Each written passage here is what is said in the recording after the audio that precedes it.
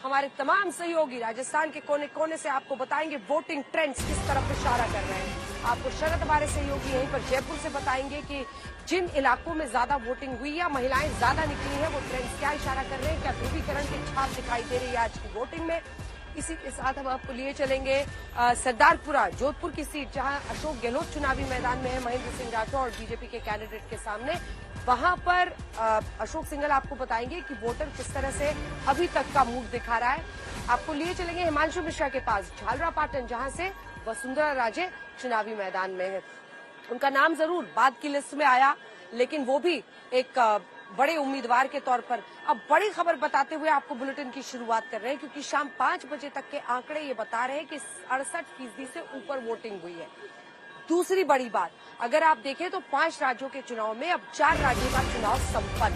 3 दिसंबर का इंतजार है। तेलंगाना में जरूर 30 तारीख को 30 नवंबर को वोटिंग होगी। इससे पहले कि हम चर्चा की शुरुआत करें, ईवीएम में कैद हो गई है तकदीर उन तमाम उम्मीदवारों की जो राजस्थान के चुनावी रण में है। अशोक गहलोत की भी, बीजेपी के उस कमल की भी जिसको पीएम कैंडिडेट बताते हैं। आइए दिखाते हैं आपको अपनी रिपोर्ट। फिर करेंगे चर्चा की शुरुआत। लिए चलेंगे रिपोर्टर।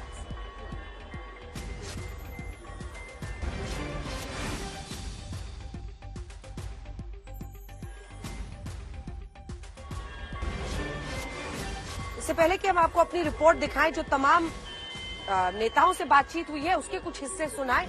आइए आपको लिए चलते हैं सबसे पहले शरद के पास। शरद, शाम का ये पहर है, हवा महल के सामने मैं मौजूद हूँ। शाम की ये खूबसूरत रोशनी से ये पूरा झरोखा जो है वो नहा चुका है। बगल के मंदिर से यहाँ घंटियों की आवाज आ रही है, लेकिन किस्मत किसकी जगती दिख रही है? किसका सवेरा रोशन होता हुआ दिख रहा है, कमल का या फिर गहलोत का? देखिए अंजना, ये बड़ा सवाल पूछती है कि किसका ज्यादा दिखाई दे रहा है। अभी बताना मुश्किल है, कांटे का टक्कर है। मैं दिखाना चाहूंगा कि दरवाजा बंद हो गया। देखिए पोलिंग स्टेशन का दरवाजा बंद हो गया, फिर भी अंदर कतारें लगी हुई है। कैमरामैन को कहें कि ऊपर उठाकर दिखा दें एक बार कैमरे को।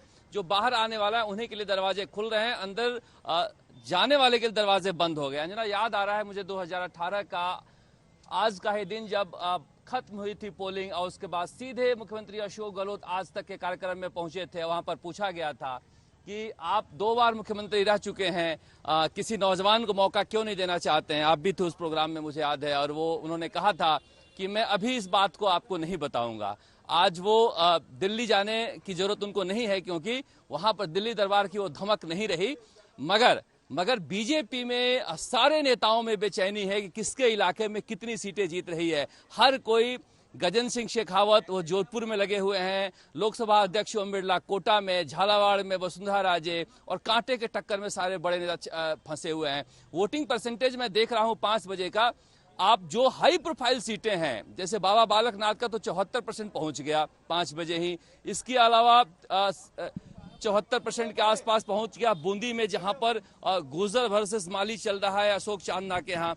इसी तरह से लक्ष्मणगढ़, जहां पर पेपर लीक के लिए सबसे बदनाम हुए थे शिक्षा मंत्री कांग्रेस के प्रदेश अध्यक्ष गोविंद सिंह डोटासरा, उनके यहाँ भी 75% पहुंच गया।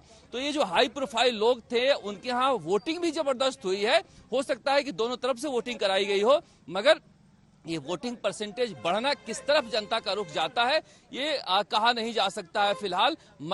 मगर जो एक मोटा मोटी देखने को मिला है कि इस बार कोई बहुत ज्यादा लहर नहीं रही। स्थानीय मुद्दों पर स्थानीय नेताओं के ऊपर लोगों का गुस्सा फूटा हो या प्रेम हुआ हो, उसके आधार पर ज्यादा वोटिंग हुई है।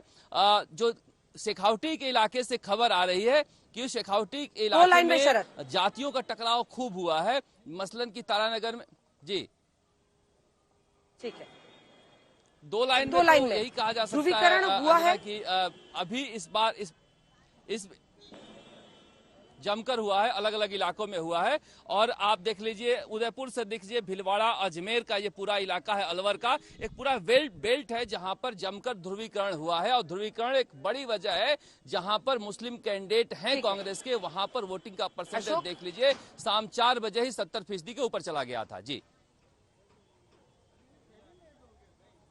अशोक, 3 दिसंबर तक इंतजार तो करना ही है, लेकिन जो वोटिंग ट्रेंड्स है उसको आप कैसे पढ़ रहे हैं, उसको आप कैसे देख रहे हैं? देखिए अंजना, एक समय हुआ करता था जब बहुत साल पहले ज्यादा पोलिंग होना एंटी एस्टेब्लिशमेंट माना जाता था हमेशा, कि जो सत्ता है उसके खिलाफ और जो विपक्ष है उसके पक्ष में माना जाता है। देखिए चीजें बदल गई हैं पिछले कुछ सालों से। ज्यादा वोटिंग होना कई बार सरकार के फेवर में भी जाता है, सरकार के खिलाफ भी जाता है, इससे कोई पैमाना ज्यादा रहता नहीं है। हालांकि जो राजस्थान का ट्रेंड है 5 साल में सत्ता परिवर्तन का, ये बहुत राज्यों में हुआ करता था, हरियाणा में भी हुआ करता था, पंजाब में भी हुआ करता था। मुझको याद है जब अकाली दल की सरकार दूसरी बार रिपीट हुई थी तो बहुत ज्यादा वोटिंग हुई थी, कह रहे थे कि नहीं उनके खिलाफ अकाली दल के, लेकिन दोबारा से अकाली दल की सरकार बनी थी। तो ये पैमाना रहा नहीं है। लेकिन क्या यहाँ पे रिवाज जो 5 साल वाला है अगर बदल रहा है वो, तो ज्यादा पोलिंग होना तो सरकार के खिलाफ ही जाएगा। लेकिन अभी कहना बड़ा मुश्किल होगा, क्योंकि कोशिश है कि जैसे शरद डालते कांटे की टक्कर,